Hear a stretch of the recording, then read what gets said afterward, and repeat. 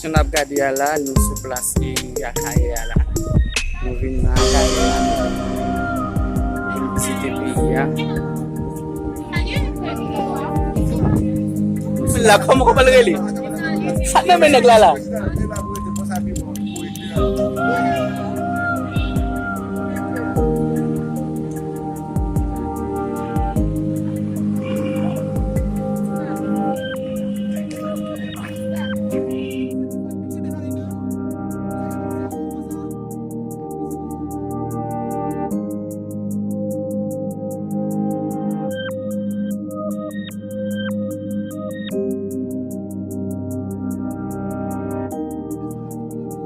Sebab Wa kaya.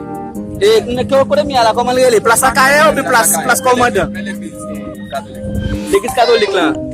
Ada yang di Kaya. Ada sih. Bel masih biya.